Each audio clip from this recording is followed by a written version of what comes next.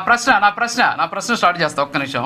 నేను జగన్మోహన్ రెడ్డి గారుని రైతులు మాట్లాడిన తర్వాత ఆయన మీడియాతో మాట్లాడుతూ కొన్ని అంశాలు మాట్లాడారు. ఒకసారి బయట విన్నాక మీరు స్టార్ట్ చేద్దరు, ఎందుకంటే మన డిబేట్లో అన్ని అంశాలు కూడా కవర్ కావాలి కాబట్టి. ఈపీసారి ఒకసారి బయట ప్లే చేయండి.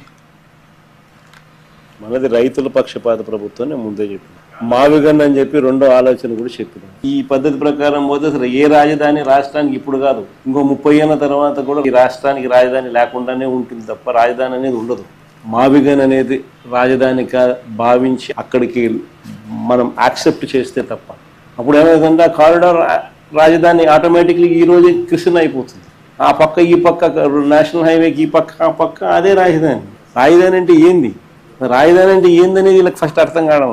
ఆడ ఎయిర్పోర్ట్ కడతానంటాడు, ఇటు ఉంది కదా స్వామి ఎయిర్పోర్ట్ అంటాడు. ఆడ నీకు ఆడ సీపోర్ట్ లేదు, ఇటు ఉంది కదా నేను సీపోర్టు అని చెప్పి మచిలీపట్నం అని చెప్తాను. రాజధాని అంటే ఏంది? సీపోర్ట్ అనేది అక్కడ ఉంది, ఎయిర్పోర్ట్ అనేది గన్నవరంలో ఉంది, నీకు నేషనల్ హైవేలు 4 నేషనల్ హైవేలు జంక్షన్లు అక్కడే కలుస్తున్నాయి, 3 రైల్వే స్టేషన్లు ఉన్నాయి, గుంటూరులో ఉంది, విజయవాడలో ఉంది, మచిలీపట్నంలో ఉంది, మెడికల్ కాలేజీలు అన్నీ ఉన్నాయి, ఇన్స్టిట్యూషన్స్ అన్నీ అన్నీ ఉన్నాయి. రాజధాని అంటే ఏంది?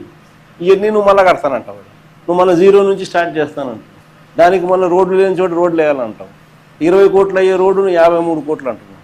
ఆ బిల్డింగ్ స్క్వేర్ ఫీట్కి 20,000 పెడతానంటున్నావు. 4,500 మిగతా చోట అంతా ఖర్చు అవుతా అంటే 5 స్టార్ లాబీస్తో సహా ఇటాలియన్ మార్బుల్ వేసి ఇక్కడ మాత్రం నీకు 20,400 ఖర్చు అవుతాను ఎస్ఎఫ్టీకి. అంటే నేను ప్రతిదీ స్కామే. ఏం జరిగినా కానీ రాజధాని పేరిట నువ్వు స్కాములు చేసేదానికోసం అని చెప్పి నిరంతరం ఇక్కడ ఏదో ఒకటి జరిగించే కార్యక్రమం ఇక్కడ చేస్తాను.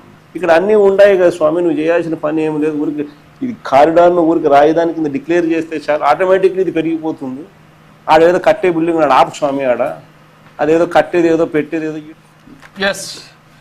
మోహన్ రెడ్డి గారు, ఓకే మోహన్ రెడ్డి గారు, మన జగన్మోహన్ రెడ్డి గారు మాట్లాడినట్టు మావిగన్ 2019-24 మధ్యలో 3 రాజధానులు అనకుండా ఆ రోడ్డుకి అటు ఇటు బిల్డింగ్లు కట్టేసి రాజధానిగా మార్చేస్తుంటే సరిపోయిండేది.